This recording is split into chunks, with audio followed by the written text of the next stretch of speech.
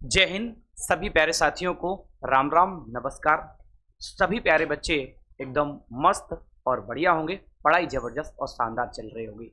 साथियों, हम लोग आरपीएफ की भर्ती पे बात कर रहे थे। पहले आपने आरपीएफ जो वैकेंसी आई है उसमें एसआई के लिए फुल विवरण दिया था।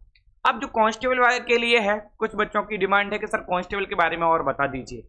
हालांकि कई अदर चैनलों ने इसके बारे में बताया भी है, ठीक है, फिर भी हम लोग देख लेते हैं। एक ग्रुप वाला भी वीडियो हमने आपको दिया है कि आरपीएफ जो वैकेंसी आई है पहले उसमें ग्रुप आया करते थे, लेकिन अब नहीं आए हैं। अब ऑल इंडिया रैंक एक ही बनेगी, उसमें बच्चे परेशान ना हो, हमने वो भी बता दिया था। अच्छा, अगला वीडियो हम कास्ट सर्टिफिकेट को लेके भी आने वाले हैं, उसमें भी थोड़ा सा झोल झाल है जो आपको समझ में नहीं आ रहा है, उस पर भी हम चर्चा करने वाले हैं। चलिए यहां देख लेते हैं, हम लोग वैकेंसी के बारे में चर्चा कर लेते हैं। आरपीएफ की जो कांस्टेबल की वैकेंसी है उसमें चर्चा कर रहे हैं। चलो बच्चा बढ़ते हैं आगे। यहां आरपीएफ एसआई प्लस कांस्टेबल दोनों वैकेंसी निकली हैं। तो एसआई के लिए हम देख लिए थे, कांस्टेबल के लिए हम देख रहे हैं 4208 पद हैं यहाँ पे। अगर हम बात करें पोस्ट किसकी बात कर रहे हैं तो कांस्टेबल की बात कर रहे हैं, ठीक है। अगर हम बात करते लेवल 3 के अंतर्गत आता है, वो 6 में है।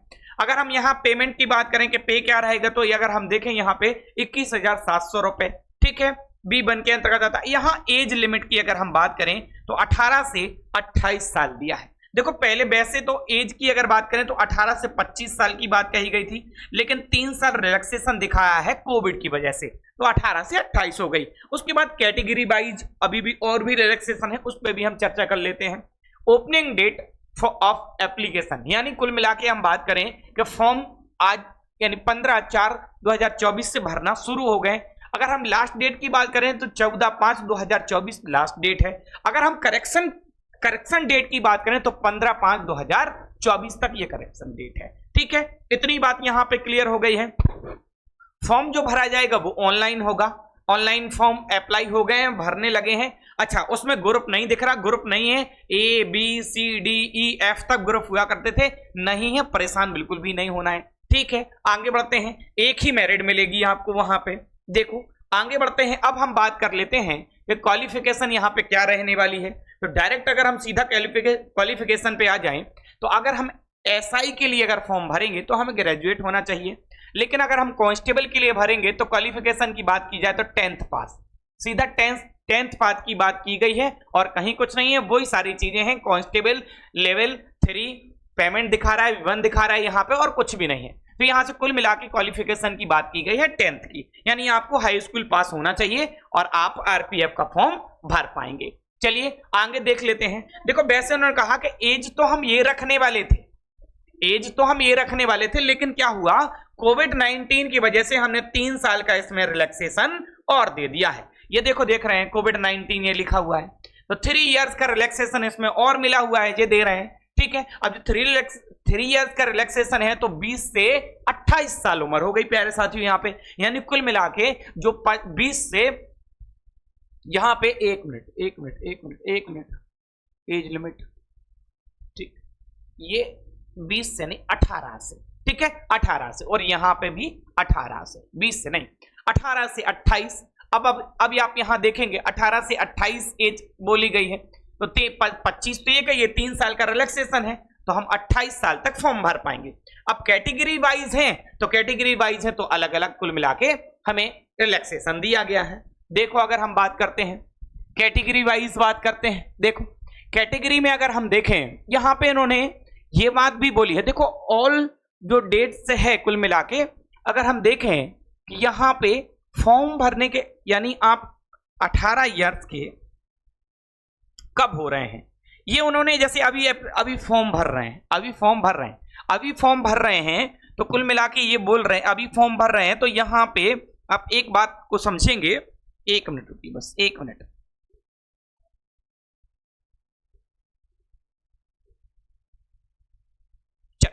देखो अगर अभी फॉर्म भर रहे हैं तो अभी जो बच्चा अभी भी अगर 18 साल का नहीं हो रहा है, समझना ध्यान से, जो बच्चा अभी भी 18 साल का नहीं हो रहा है, ठीक है, ध्यान से समझना, नहीं हो रहा है तो भी कोई दिक्कत नहीं, उसको कब 1/7/2024 तक हो जाना चाहिए। अभी कोई दिक्कत नहीं है, अभी नहीं हो तो आप अभी तो टाइम है आपके पास यानी 3 महीने और हैं, ठीक। तो आप अभी फॉर्म भर पाएंगे अगर 1/7/2024 को आप 18 के हो रहे होंगे। अब उसमें अगर हम देखें तो यहाँ पे देखेंगे, एक यहाँ पे देखो डेट दे रहा है। कोई बच्चों को ये भी परेशानी है कि अगर हम देखेंगे कि सर हमारी डेट ऑफ बर्थ इतनी है, जैसे मान लो किसी की भी डेट ऑफ बर्थ यहाँ पे दे रहे हैं कि जनरल और ईडब्ल्यूएस, जनरल और जो ईडब्ल्यूएस वाले हैं उनका 2/7/1996, मतलब यहां से पहले के ना जन्मे हो। अगर यहां से पहले के जन्मे हैं तो फॉर्म नहीं भर पाएंगे। वही बात अगर हम बात करें ओबीसी के लिए, ओबीसी के लिए डायरेक्ट दिखा रहा है कि 2/7/1993, यानी इससे पहले के ना जन्मे हो। अगर इससे पहले के जन्मे होंगे तो फॉर्म नहीं डाल पाएंगे। वहीं अगर बात करें एससी एसटी के लिए तो जो 2/7/1991 से पहले का जन्मा होगा, भले 1/7/1991 का होगा, तब भी वो फॉर्म फिल नहीं कर पाएगा, ठीक है। अगर ओवरऑल कहा जाए कि डेट आप 18 साल का आपको कब हो जाना चाहिए, तो आपको हो जाना चाहिए 1/7/2024, यानी आप अभी भी अगर आपकी उम्र कम है 1-2 महीने, तो आपको कहा गया है कि तब से काउंट करेंगे, अभी से काउंट नहीं कर रहे हैं। तो जिनकी भी 1-2 महीने कम है अगर उम्र, तो वो भी फॉर्म भर पाएंगे, ठीक है।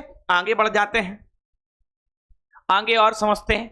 अगर यहां पे बात कर ले, थोड़ा पेपर पैटर्न की बात कर लेते हैं, पेपर कैसा रहने वाला है, क्या है, ठीक है। फिर फीस वगैरह की भी बात कर लेंगे हम लोग। अगर पेपर की बात की जाए तो 90 मिनट का टाइम होगा आपके पास, 120 क्वेश्चन होंगे आपके पास, 120 क्वेश्चन। अब अगर बात करें माइनस मार्किंग की तो 1/3 की माइनस मार्किंग रहेगी, ठीक है। कंप्यूटर बेस्ड पेपर हो गया, यानी सीबीटी होगा सबसे पहले, ठीक है। उसके बाद 1/3 की माइनस मार्किंग रहेगी। नॉबलाइजेशन की भी प्रोसेस इसमें रहेगी, ठीक है। नॉबलाइजेशन भी होगा क्योंकि अलग अलग शिफ्ट में पेपर होगा नॉबलाइजेशन। अगर बात करते हैं मिनिमम क्वालिफिकेशन क्या होनी चाहिए, यानी देखें कि जनरल और ईडब्ल्यूएस वाले ओबीसी के जो कैंडिडेट हैं 35%, यानी जो भी क्वालिफिकेशन मांग रहा है उसमें आपका इतने परसेंटाइल होना चाहिए, तभी आप फॉर्म भर पाएंगे।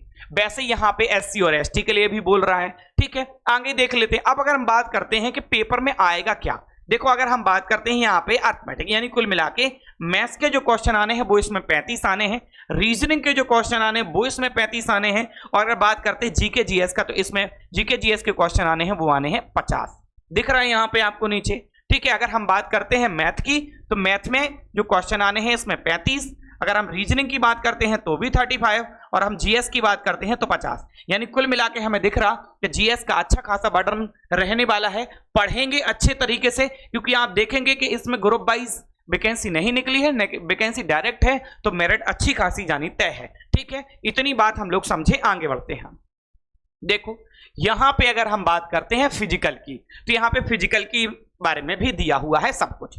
अगर हम फिजिकल की बात करते हैं तो कांस्टेबल की बात कर रहा है एसआई के नहीं। कांस्टेबल में जो कांस्टेबल मेल कैंडिडेट है उनके लिए बोला जाए तो 1600 मीटर की दौड़ होगी, 5 मिनट 45 सेकंड में कंप्लीट करनी पड़ेगी। अगर फीमेल कैंडिडेट के लिए देखा जाए तो 800 मीटर की दौड़ होगी, 3 मिनट 40 सेकंड में उसको कंप्लीट करनी पड़ेगी। अगर मेल कैंडिडेट की बात कही जाए लॉन्ग जंप की तो रहेगी 14 फीट, और फीमेल की बात कही जाए तो 9 फीट रहेगी। वहीं अगर हाई जंप की बात करी जाए, कांस्टेबल की बात कर रहे हैं हम लोग, हाई जंप की बात की जाए कांस्टेबल में मेल कैंडिडेट के लिए तो 4 फीट रहने वाली है, वहीं फीमेल कैंडिडेट के लिए 3 फीट रहने वाली है, ठीक है। अगर हम बात करते हैं यहाँ पे, तो अब ये जंप हो गया, अब बात कर लेते हैं हाइट की। अगर बात करते हैं जनरल, ईडब्ल्यूएस और ओबीसी के कैंडिडेट हैं और मेल कैंडिडेट हैं तो 165 सेंटीमीटर ऊंचाई होनी चाहिए उनकी, और वहीं एससी एसटी के हैं तो 160 होनी चाहिए। अगर बात करते हैं और गोरखा हैं आप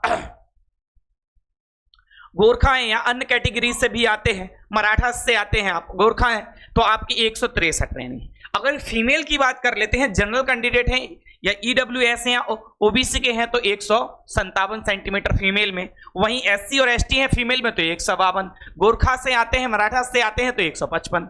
अगर बात करते हैं यहाँ पे बात कर ले रहे हैं चेस्ट की, चेस्ट देखेंगे। अगर बात करते हैं जनरल, ईडब्ल्यूएस या ओबीसी के कैंडिडेट की तो ये चेस्ट रहना है 80 से 85, यानी 80 नॉर्मल होना चाहिए, 85 फुला के होना चाहिए। वहीं बात कर ले एससी और एसटी के लिए तो 76.2% से लेकर 81.2, यानी कुल मिला के अगर देखा जाए तो यहाँ पे 76.2 सीना ऐसे ही आना चाहिए और 71.2 माप यानी फुला के आना चाहिए। वहीं अगर अदर कैटेगरीज के लिए बात कर ले रहे हैं तो यहाँ पे 80 से 85 उनके लिए भी, यानी 5 कुल मिला के इंच फुलाने का होगा। 5 सेंटीमीटर जो होगा यहाँ पे वो 5 इंच फुलाने के लिए होगा। आगे बढ़ जाते हैं तो ये चेस्ट की बात हो गई है पूरी। आगे बढ़ते हैं, देखो अब अगर बात कर लेते हैं यहाँ पे वैकेंसी कैसी क्या है, देख लो भैया, वैकेंसी को भी देख लो स्पीड में।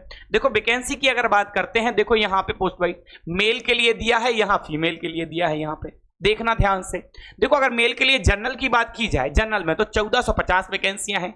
एससी की बात की जाए तो 536 वैकेंसियां हैं। एसटी की बात की जाए तो 268 वैकेंसियां हैं। ओबीसी की बात की जाए तो 966 वैकेंसियां हैं। ईडब्ल्यूएस के लिए 357 वैकेंसियां हैं। टोटल 3500, टोटल कहा जाए तो 3577 वैकेंसियां हैं। ठीक है, अगर हम बात कर लेते हैं यहाँ पे अब फीमेल कैंडिडेट में, या अगर फीमेल कैंडिडेट की बात कर लेते हैं तो फीमेल कैंडिडेट में जनरल के लिए जो है यहाँ पे वैकेंसी है 256, और एससी के लिए है 95, एसटी के लिए है 47, और ओबीसी के लिए 170 वैकेंसियां हैं। ईडब्ल्यूएस के लिए देखा जाए तो 63, और टोटल मिला के 661। और अगर बात करते हैं और जो अन्य वैकेंसियां हैं, एक्स सर्विसमैन के लिए 10% कोटे के लिए उनके लिए वैकेंसी छोड़ी जाती हैं, तो उनके लिए 420 वैकेंसियां। तो इतनी बात समझ गए हम सभी लोग। ठीक है, आगे बढ़ जाते हैं। अब इससे आगे बढ़ते हैं, अब बात करते हैं इसमें फीस की, कि फीस क्या रहने वाली है। अगर हम लोग फीस की चर्चा कर लेते हैं यहाँ पे, तो फीस क्या रहेगी।